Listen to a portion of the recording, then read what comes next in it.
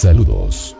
A veces sin que nos demos cuenta, somos testigos de hechos sobrenaturales, sin darnos cuenta que en ese lugar no somos los primeros en ver esas cosas, sino que ese lugar tiene una gran historia paranormal. Soy Miles Day. Y esto es la historia detrás de Santa Ana, Gilotzingo y Tlaxcala. El pueblo encantado del Monte de San Pablo. Esta leyenda, como la escuché de labios de mi abuela, comienza a finales de 1800, cuando la montaña de San Pablo era una tierra que se encontraba en disputa entre dos poblaciones, Santiago Tlaxcala y Santa Ana Gilotzingo. Como suele suceder en estos casos, las peleas por la posesión de este paraje habían llegado al extremo de batallas campales y asesinatos, hasta que un nuevo presidente municipal decidió terminar con la querella, dividiendo el monte a la mitad. Con esta decisión nació un pequeño caserío en la cumbre del cerro, hecho por personas pertenecientes a ambos poblados que, deseando vigilar sus intereses y explotar su parte en los bosques, empezaron a construir hasta convertirse en una pequeña villa. Con el paso del tiempo y debido en parte a los misteriosos sucesos que acaecían en el monte a los nuevos pobladores, como desapariciones inexplicables, cambios imposibles en la geografía y el paisaje en fechas y horas determinadas, raros personajes vestidos con túnicas blancas que se veían merodear cerca de las entradas de las cuevas, sonidos extraños que surgían de las entrañas de la tierra provenientes de las innumerables cavernas que se dice cruzan la montaña, y en parte también a que los pueblos más cercanos quedaban a horas de camino, decidieron edificar una iglesia, para la cual mandaron forjar en la Ciudad de México una gran campana de bronce de la que estaban muy orgullosos. Cuando el templo estuvo terminado, empezaron a surgir las disputas nuevamente porque no lograban ponerse de acuerdo en el santo a quien este estaría encomendado. La gente de Santiago decía que a San Pedro, los de Santa Ana preferían a San Pablo, y siendo gente rústica y apasionada de sus creencias, la situación se enardeció hasta llegar a grados insostenibles. Hubo peleas, heridos y hasta muertos.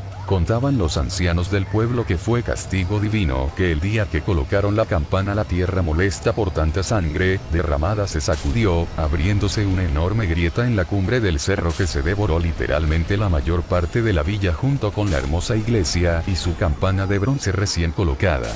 Murió mucha gente en este desastre, y los que quedaron vivos regresaron a sus respectivas poblaciones. Sin embargo, desde aquel día los hechos extraños se intensificaron. Decían las anécdotas de leñadores, pastores y vaqueros a quienes por sus labores sorprendía la noche en las boscosas laderas de la montaña, que había ocasiones en que llegaban desde la cumbre voces misteriosas, murmullos de oraciones, lamentos y gritos que rompían el silencio, y otras veces, como si los muertos estuvieran de fiesta, se escuchaba música, risas y bullicio, acompañando el misterioso tañer de una campana. Además, extrañas luces fantasmales danzaban en la cumbre.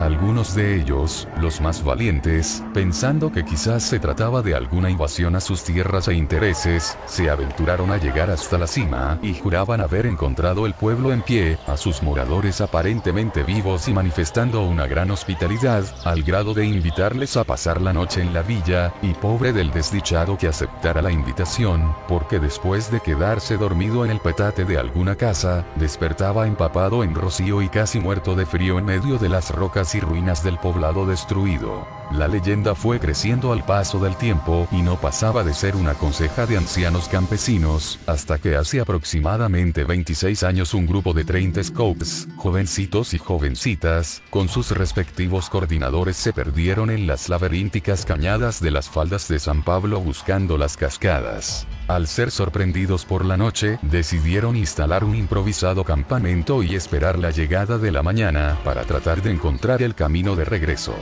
Uno de los chicos, al buscar leña para su fogata, subió más que los demás las laderas de la montaña, y se sorprendió de escuchar voces y risas como las de una fiesta provenientes de la cumbre. Dio aviso a sus compañeros, quienes, pensando encontrar un caserío, comenzaron a subir sin imaginar que tardarían más de 4 horas en llegar a la cima. Cuando totalmente agotados lo lograron, fueron recibidos con grandes muestras de hospitalidad por las personas del poblado, el cual, según comentaron después, estaba sumido en una especie de bruma luminosa. Les dieron de cenar, les ofrecieron un lugar donde dormir, una especie de granero enorme lleno de pacas de paja y costales de maíz, y después de mostrarles orgullosos su maravillosa iglesia y su campana de bronce, los incitaron a irse a dormir, lo cual hicieron todos casi de inmediato, debido al terrible cansancio y somnolencia que les invadió al llegar al poblado.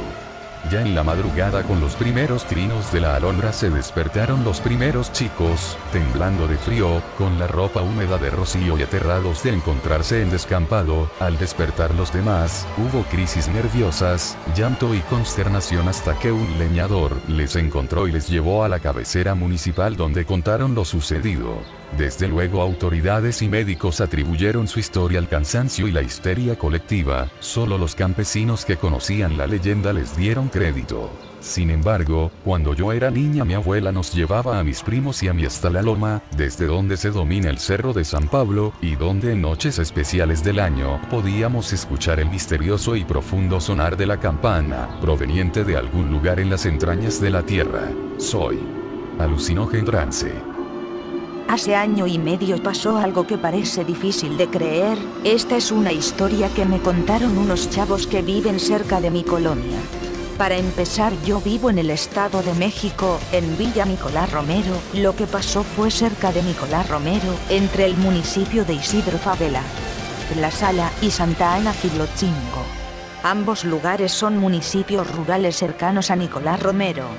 Todo empezó un sábado por la tarde, cuando un grupo de chavos decidieron ir a una fiesta en Santa Ana, y ellos son de Tlaxcala. Entonces la única forma de ir de Tlaxcala a Santa Ana es una carretera en medio de una zona de un bosque espeso. De Tlaxcala a Santa Ana son 25 minutos de distancia en auto, y pues es la forma más sencilla de trasladarse entre estos dos lugares. Todo era normal. Los chavos, que eran 6 aproximadamente, incluyendo mujeres, se dispusieron a ir a la fiesta y fueron ya cayendo la noche. Todo normal por el momento. Entonces, siendo las 2 de la madrugada, decidieron regresar a sus casas en Tlaxcala. Por lo tanto, abordaron su camioneta familiar y tomaron la carretera hacia Tlaxcala, pero justamente a mitad de la carretera se les atravesó en el camino una criatura que era parecida a un pájaro. El ave cubría los 2 carriles de la carretera, y su propósito, según los chavos, era sacarlos del camino,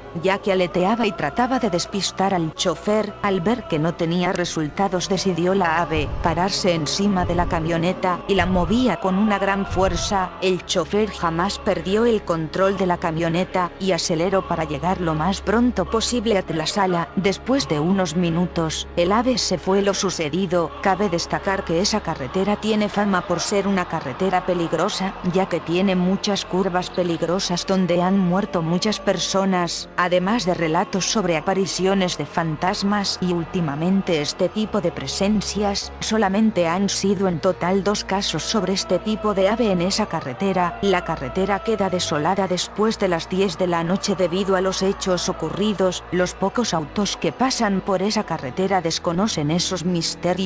Después de las 11 de la noche solo pasan por esa carretera entre 3 y 5 autos por hora.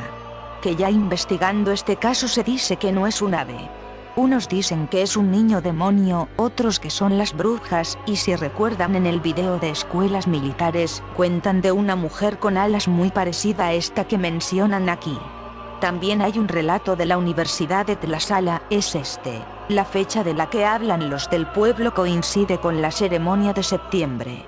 Si son observadores, notarán que en los días antes mencionados invariablemente sucede algo irregular en la UAE, ya sea que suspendan las clases o que de pronto lleguen muchos autobuses cargados de tipos vestidos de blanco, que por la mañana, muy temprano, antes de que comiencen las clases, se realice una ceremonia y al alumnado solo le toca ver a uno que otro individuo con pants blanco, o quizás solo sucede que algunos profesores se ausentan ese día y entonces no hay clase de desarrollo humano. Observen. Posiblemente el motivo de que la gente del pueblo guarde algún temor es porque le atribuyen algún tipo de poder sobrenatural al grupo religioso, dado que, según ellos, incendian un árbol y bailan desnudos alrededor de este. En otros tiempos le hubiesen llamado aquelarre a este tipo de ritual. ¿Cuántas veces nos pasa que vamos y visitamos lugares sin darnos cuenta que ahí hay gran actividad paranormal? Visiten mi Face y mi Blogger. Soy Miles Day. Y esto fue la historia detrás de Fantasmas en Santiago Tlasala.